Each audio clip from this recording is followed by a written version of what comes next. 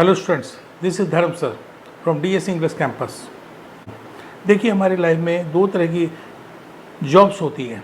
कौन कौन सी जॉब्स हैं? Blue collar job, white collar job. White collar job ज़्यादातर बच्चे जानते हैं, कुछ नहीं जानते, उन लोगों के लिए इन्फॉर्मेशन है। और कहाँ पे इस्तेमाल होती है वाइट कॉलर जॉब? किस जॉब को हम वाइट कॉलर जॉब कहते हैं? वाइट कॉलर जॉब वो जॉब होती है जो ऑफिस एनवायरनमेंट में की जाती है। जैसे आपके गवर्नमेंट ऑफिस में की जाती है वाइट कॉलर जॉब होती है, एमएनसीज में की जाती है वाइट कॉलर जॉब होती है। वाइट कॉलर जॉब के लिए क्या चाहिए हमें? वाइट कॉलर जॉब के लिए डिग्रीज चाहिए, graduate, post graduate, MBA, professional degrees. तो उन लोगों को वाइट कॉलर जॉब मिलती है जो इस तरह की एबिलिटी रखते हैं। और उसके लिए एक अच्छी लैंग्वेज की पकड़ चाहिए, लैंग्वेज पे ग्रिप चाहिए।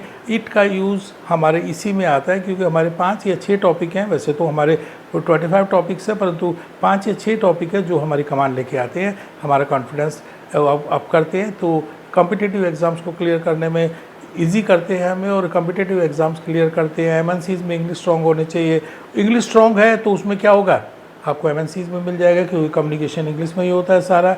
आपने बीटेक भी किया, टेक्निकल डिग्री भी है आपके पास, फिर भी आपका इंटरव्यू होता है वो आपका इंग्लिश में ही होता है, और इंग्लिश में आप क्लियर करते हैं। कम्युनिकेटिंग स्किल है आपके पास, अच्छा कम्युनिकेट कर लेते हैं, तो आपको जॉब मिल जाएगी। ज़्यादातर लोग ऑफिस एनवायरनमेंट में जॉब करना पसंद करेंगे, वाइट कॉलर जॉब पसंद करेंगे।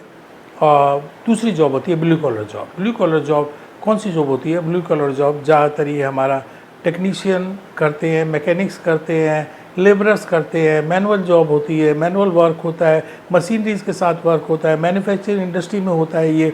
और दूसरी कई बार ये इस तरह से जैसे कंस्ट्रक्शन साइट्स में होता है। ये सारे के सारे ब्लू कॉलर जॉब होते हैं। ब्लू कॉलर जॉब करने वाला व्यक्ति है, उसको ब्लू यूनिफॉर्म ही पहननी पड़ती है to council the dust produced in such type of manual activities और इंडस्ट्रियल एक्टिविटीज़। तो इसलिए हमारे 2 जॉब्स मैंने आपको बताई, blue collar job and white collar job. अब आपको डिसाइड करना है वाइट कॉलर जॉब या blue collar job. White collar job obviously, white collar job अगर करनी है तो आपको लैंग्वेज बहुत स्ट्रॉन्ग करनी पड़ेगी। आज मैं इट का यूज़ आपको बताने जा रहा हूँ। इट का यूज़ आपको आने के बाद में आपको बहुत सारी सेंटेंस फॉर्मेशन में ईजी हो जाएगा और दिक्कत नहीं आएगी। सबसे पहले इट के किस लिए इस्तेमाल करते हैं? इट हम हिंदी में यह के लिए इस्तेमाल करते हैं। दिस भी यह के लिए इस्तेमाल का होता है। दिस लिविंग और नॉन लिविंग दोनों के लिए इस्तेमाल होता है। दिस में जैसे दिस इज़ धर्मवीर पर्सन के लिए, लिविंग के लिए। दिस इज़ ए बुक, ये नॉन लिविंग के लिए इस्तेमाल हो गया। और इट कहाँ इस्तेमाल होता है? इट इंट्रोडक्टरी होता है। इट इंट्रोडक्टरी प्रोनाउन है। इट कौन सा प्रोनाउन है? इंट्रोडक्टरी प्रोनाउन है। तो कैसे इंट्रोडक्शन देखते हैं? इट कई दफ़े हम एडजेक्टिव के लिए भी इस्तेमाल करते हैं। जैसे this is my book, it is very useful. तो यूज़फुल क्या है? एडजेक्टिव है। तो हमने कैसे इसको सेंटेंस को फॉर्म किया? इट से फॉर्म किया, क्योंकि हमने नाउन की खासियत बताई। तो नाउन की जो क्वालिटी बताता है वो उसको बोलते हैं एडजेक्टिव। क्या बोलते हैं? एडजेक्टिव। इसी तरह से इट को हम और तरीके से भी यूज़ कर सकते हैं। इट ह्यूमन बीइंग के लिए भी इस्तेमाल करते हैं। इट हम लिविंग बीइंग के लिए भी इस्तेमाल करते हैं। इंट्रोडक्टरी मैंने आपको बताया था प्रोनाउन है। कैसे इंट्रोडक्टरी प्रोनाउन है? अपनी इंट्रोडक्शन देंगे। It is I who can help you. It is Ram who gave you money. तो हमने इट का यूज़ करके हमने लिविंग थिंग के बारे में बताया कि ये इट से हम लिविंग थिंग के भी बता सकते हैं, इंट्रोडक्शन दे सकते हैं। It is I, it is he, it is they, like that. इस तरह से हम सेंटेंस बना सकते हैं, और ये बहुत ब्यूटीफुल सेंटेंस फॉर्मेशन है। मैंने बताया इट एक इंट्रोडक्टरी प्रोनाउन है। दूसरा नेक्स्ट आता है हमारा इट का जो यूज़ होता है हमारा, इट का यूज़ टाइम के लिए भी होता है। टाइम के लिए किस तरह से? मैं एक एग्जांपल देता हूँ। उसको अंग्रेजी सीखते हुए 3 महीने हो चुके हैं।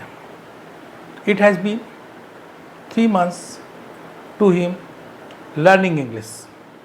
ये प्रेजेंट में था, पास्ट में भी हम लिख सकते हैं। और इट हैड बीन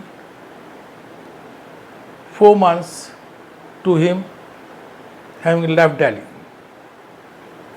ये इसमें दिल्ली को छोड़े हुए उसको 2 महीने हो चुके हैं। इसकी हिंदी ये है। उसके बाद हमारे टाइम के लिए और वेदर के लिए भी हम इट का इस्तेमाल करते हैं। मेन इस्तेमाल है, बहुत बार इस्तेमाल करते हैं। टाइम बताना होता है तो हम इट का इस्तेमाल करते हैं। मौसम के बारे में बताना होता है, नेचुरल अकरेंस, नेचुरल घटनाओं के बारे में बताना होता है तो इट इस्तेमाल करते हैं। इट के बगैर हम बना ही नहीं सकते सेंटेंस। जैसे अब टाइम बताना है, जैसे 8:30 हुए हैं तो इट इज़ 8:30। 8 बजने में 10 मिनट है, इट इज़ 10 to 8। 8:10 है, इट इज़ 10 past 8। इस तरह से हम बताते हैं। इतना समय है तो उसमें बड़ा समय लिख के फिर 2 लगा के ये, और ये हो चुका है समय तो उसमें बड़ा समय लगा के पास लगा देंगे। और जिस तरह से 9:15 हो चुके हैं, ये 9:15 हैं, इट इज़ 9:15। 9:15 है, इट इज़ 9:45। आप समझ चुके हो। इसी तरह से मिनट और क्वार्टर और हाफ इस्तेमाल करते हैं। अब आती है बात वेदर की। नेचुरल अकरेंस, नेचुरल घटनाएं।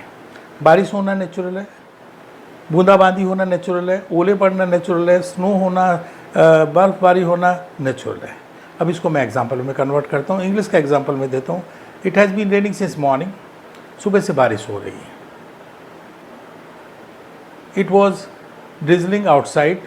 बूंदाबांदी हो रही थी। ड्रिजलिंग मतलब बूंदाबांदी होना। उसके बाद हमारा होता है कि it has been snowing in Kashmir since morning. Kashmir में सुबह से बर्फ़ पड़ रही थी। इसी तरह से हमारा होता है it has been hailing here for 1 hour. यहाँ पर 1 घंटे से ओले पड़ रहे हैं।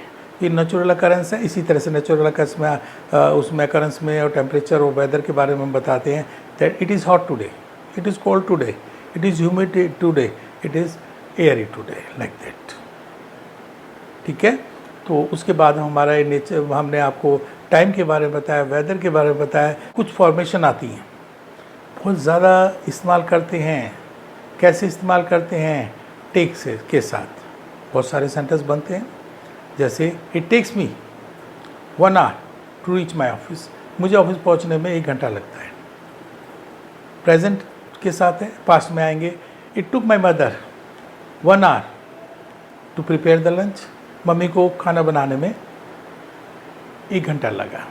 फ्यूचर की बात में बताते हैं it will take you 6 months to learn English. आपको अंग्रेजी सीखने में 6 महीने लगेंगे। प्रेजेंट परफेक्ट के साथ भी इसको यूज़ कर सकते हैं, हर टेंस के साथ इस्तेमाल करते हैं। तो जो है it has taken me 3 months to complete this work.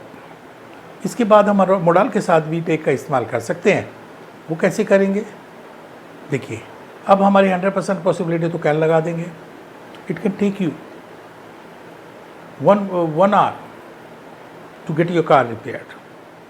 आपको 1 घंटा लगेगा अपनी कार रिपेयर करवाने में, लग सकता है। मतलब 100% पॉसिबिलिटी। अगर हम 50% पॉसिबिलिटी करते हैं, सर्टेन नहीं है, 50% है, शायद का इस्तेमाल करते हैं, तो क्या कहेंगे? It may take you 1 hour to get your car repaired.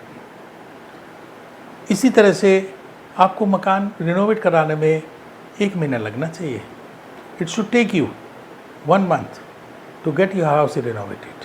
तो हमने टेक का इस्तेमाल समझाया, जिसके सेंटेंस को हम इट से ही बनाते हैं और इट से ही शुरुआत करते हैं। इसका इट के बगैर इसकी कोई फॉर्मेशन नहीं है। और इट का यूज़ मैं आपको बताने वाला हूँ आगे भी, कैसे प्रैक्टिकली यूज़ करते हैं हम, किस तरह के सेंटेंस में होता है, किस सिचुएशंस में होता है, किस इंसिडेंट्स में होता है, किस एक्सीडेंट्स में होता है। इट का मैं कंप्लीट आपको यूज़ बताऊँगा। इसमें कोई भी इनकम्प्लीशन नहीं होगी, परफेक्ट होगा, 100% परफेक्ट होगा। बातें नहीं करता हूँ मैं, कहानी नहीं सुनाता हूँ मैं, फैक्ट टू फैक्ट बात में विश्वास करता हूँ। लिसन करिए, 2 बार लिसन करिए, 2 बार वो वीडियो को वॉच करिए, हर बार अंडरस्टैंडिंग पावर बढ़ेगी। और जब आप उसको पसंद करेंगे तो उसको लाइक भी करेंगे, उसको सब्सक्राइब भी करेंगे, और ताकि मेरे नई नई वीडियोस, जो मेरे आने वाले वीडियोस हैं, जिसमें मैं फैक्ट्स दूंगा आपको, मैं कोई कहानी नहीं सुनाऊंगा, कोई किसी तरह से अट्रैक्ट नहीं करूंगा आपका अटेंशन। सिर्फ मैं अपने लैंग्वेज से, अपने रूल से, अपनी एबिलिटी से, ability means giving ability of knowledge, knowledge को गिविंग एबिलिटी से मैं आपको अट्रैक्ट करूँ।